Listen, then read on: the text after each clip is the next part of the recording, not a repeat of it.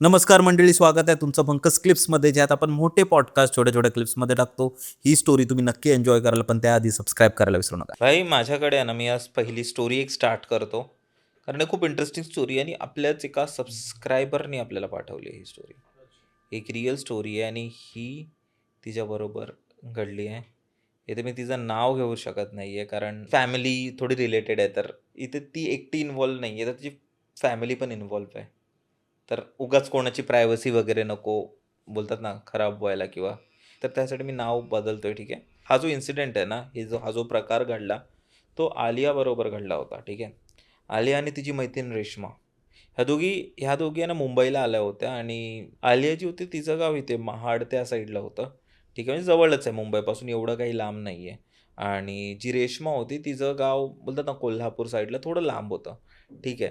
तर झालं कसं होतं, की ह्या दोघांनाही नोकरी म्हणजे आसपासच होती. म्हणजे एकाच ऑफिसमध्ये वेगवेगळ्या डिपार्टमेंटमध्ये लोक होते. ठीक आहे. आणि हे दोघेही बाहेरून आले होते. तर त्यांचं असं होतं, की ते लोक मुंबईमध्ये राहण्यासाठी जागा शोधत होते. जेव्हा त्या लोकांची हायरिंग वगैरे झाली, तर जागा शोधत होते. आता मुंबईमध्ये राहणं म्हणजे वन ऑफ द, काय बोलू शकतो, टफेस्ट थिंग आहे. कारण इकडचं खूप एक्सपेन्सिव्ह हो, असतात. खूप जास्त महाग आहे. तर हे लोक माहीम साईडला कुठेतरी एक फ्लॅट शोधत होते. तर ही जी हॉरर स्टोरी आहे ना, ही माहीमचीच आहे. तर माहीमला हे लोक एक फ्लॅट शोधत होते. आणि तिथे तेव्हा लोक, आणि तिथे जेव्हा ते लोक फ्लॅट शोधायला गेले ना, त्यांना एक गोष्ट समजली, की एकटं इथे घेणं अशक्य आहे. सो त्यांनी डिसाईड केलं, एक काम करूया, आपण एक फ्लॅट घेऊया 1 BHK आणि अर्ध भाडं करू, आणि हाफ ऑफ डिवाइड करून आपण राहू. ठीक आहे. रेश्मा पण ॲग्री झाली, आलिया पण ॲग्री झाली. त्या लोकांनी एक फ्लॅट घेतला. आणि फ्लॅट घेतला, छानच होता फ्लॅट. नॉर्मल 1 BHK होता. छोटा होता थोडा, पण त्यांच्या बजेटमध्ये होता. ठीक आहे. आता जेव्हा ते लोकं गेले ना, तर ही जी आलिया होती ना, तिचे फॅमिली खूप जास्त जवळ राहायची. मी बोललो, की जास्त लांब नाही आहे.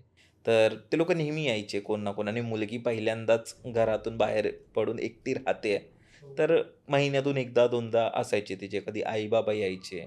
तर कधी कधी असं म्हणजे बोलतात ना, कोण तिची कझिन झालं, तर कोण मावशी झालं, तर यायचे 1-2 दिवस राहायचे आणि मग जायचे. कारण घर पण बऱ्यापैकी मोठं होतं. पण ह्या गोष्टीचं आहे ना, रेश्माला थोडं म्हणजे आवडायचं नाही. तसं होतं ना, तिला असं वाटायचं की डिस्टर्बन्स आहे लोकांचा. आणि रेश्मा जी होती ना, थोडी सस्पिशियस पण होती. कारण आलियाने कधी तिला, तिच्या परिवाराला कधी बघितलं नव्हतं. अच्छा. जवळजवळ 6-7 महिने झाले होते त्यांना एकत्र राहून. पण कधीच तिची आई आली आहे किंवा असं तिने बघितलं नव्हतं. आणि दुसरं म्हणजे तिला कधी फोनवर वगैरे पण कधी बघितलं नाही. म्हणजे इव्हन ती जेव्हा फोनवर वगैरे बोलायची ना, जशी आली कट करून टाकायची. की असं असतं ना, की जेव्हा चोर चोरी करत असतो तर अलर्ट होतो. मग तशा टाईपमध्ये ती जेव्हाही असं कोणाशी बोलत असेल, तशीच आली फोन कट करून एकदम म्हणजे कॉन्शियस व्हायची ती. तर ते थोडं होतंच, म्हणजे थोडी मिस्टिरियस होती. तर जी आलिया होती ना, तिचे आई-बाबा वगैरे कोण ना कोणतरी येऊन राहायचे वगैरे. ठीक आहे. तर एक दिवशी कसं झालं ना, की तिची सख्खी मावशी आली होती. म्हणजे 1-2 महिन्यानंतर आली होती. असं नाही की तिथेच राहायचे. पण मावशी आली होती आणि मावशीचं काहीतरी, मला वाटतं कोणतरी आजारी होतं. तर ती त्यांना बघण्यासाठी आली होती आणि 1-2 दिवस इथे राहणार होती. ठीक आहे. तर मावशी आली, 1-2 दिवस राहिली वगैरे. आणि हिला खूप राग आला. म्हणजे जी रेश्मा होती ना, तिला राग आला, की "काय बाबा, म्हणजे भाडं जर आपण दोघं भरतोय, तर मला ती स्पेस पाहिजे आहे ना. तू तिसरी का आणते व्यक्ती?" बरोबर ना, म्हणजे कोणीही चिडेल, बेसिक आहे. तर तसं. आणि तिला ती जी मावशी आलेली असते ना, ती जी आलियाच्या आईसारखी असते, ती तिला एवढी आवडत नाही. म्हणजे ती रेश्माला नाही आवडत, कारण तिला लोकांची सवय नसते. तर ते असतं. तर ती सुरुवातीला 1-2 दिवस सहन करून घेते, सहन करून घेते.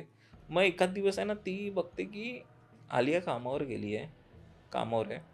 आणि रेश्मा आली आहे घरी, आणि ती बघते की तिची जी मावशी आहे ना, ती बेडरूममध्ये काहीतरी असं, म्हणजे अंधारात तिथे काहीतरी बडबड करते एकटीच.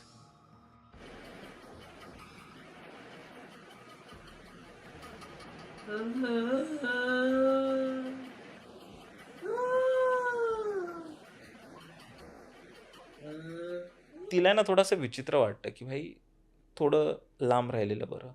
ती परत बाहेर जाते आणि आलियाची वाट बघते बिल्डिंग खाली.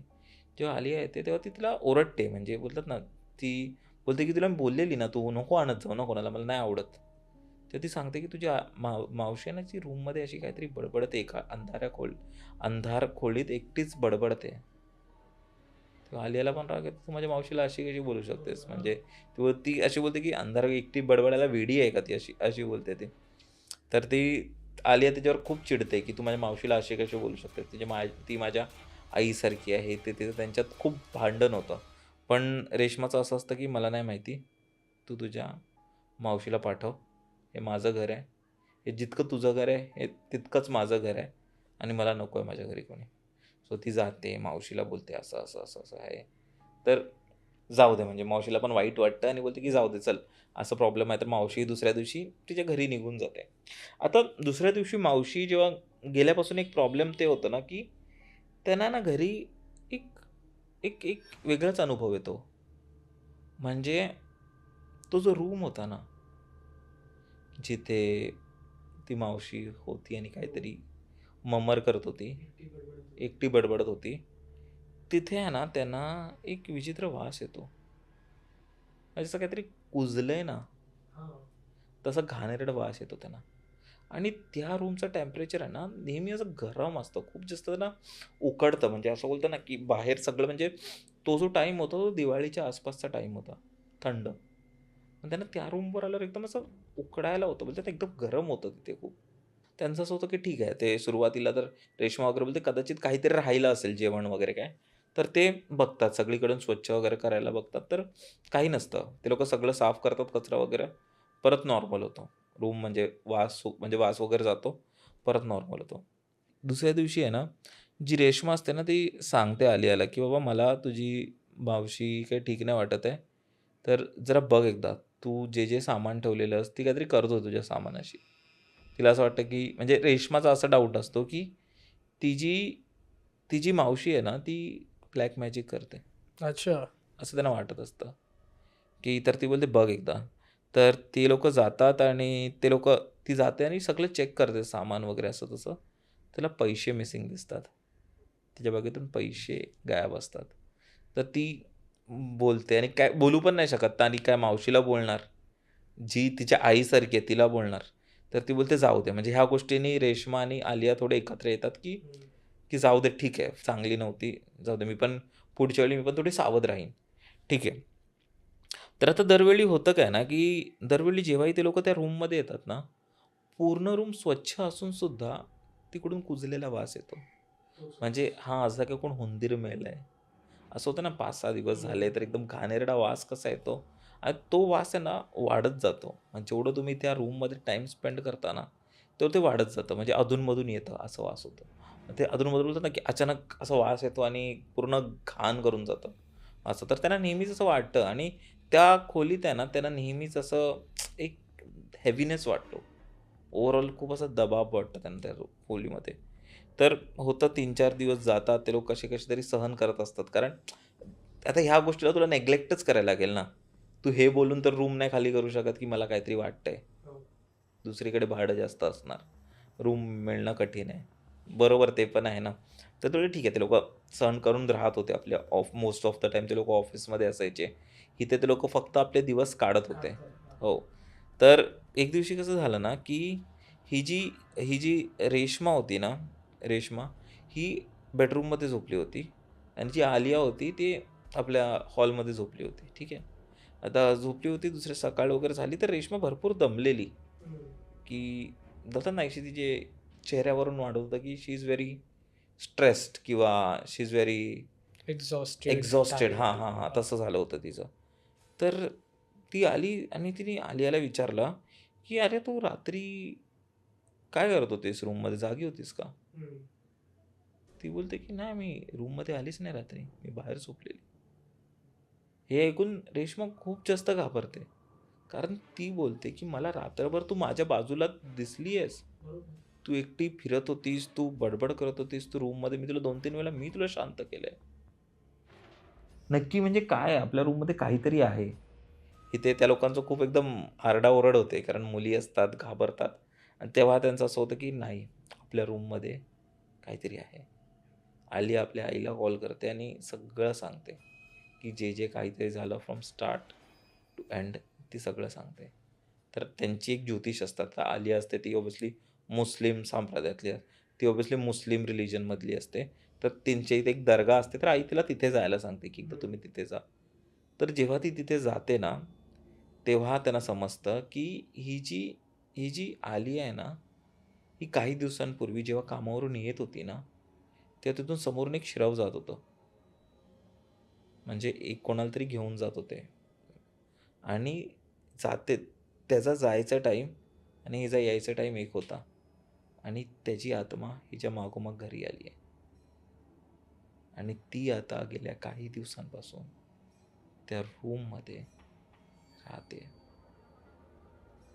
आणि त्यांना तेव्हापासूनच असे अनुभव येत आहेत की खुजट वास, टेम्परेचर खूप जास्त राईज होत होतं तसं. आणि त्याने विचारलं की नक्की, कारण असंही होतं की ते जे श्रव होतं ना, ते एका यंग मुलाचं होतं. कळतंय तुला? की एक यंग मुलं ज्याचं लग्न नव्हतं झालं तसं. तर ते जे बाबा होते त्यांनी त्याला 2 ऑप्शन सजेस्ट केले, की जर एक तर तुला तिथून निघून जायचं आहे. बोलतात ना, एक तर तुला तिथून ते घर सोडावं लागेल आणि त्याच्यापासून लांब राहावं लागेल. जेवढं होईल तेवढं.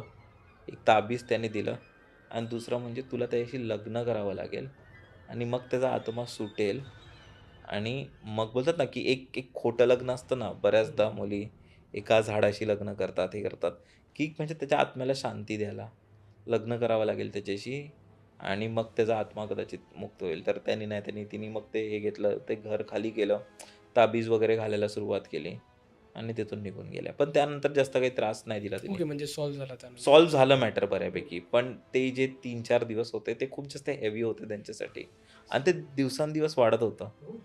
म्हणजे सुरुवातीला फक्त वास येत होता, पण नंतर त्यांना एक प्रत्यक्ष एक एक एक लेजिट एक माणूस दिसत होतं.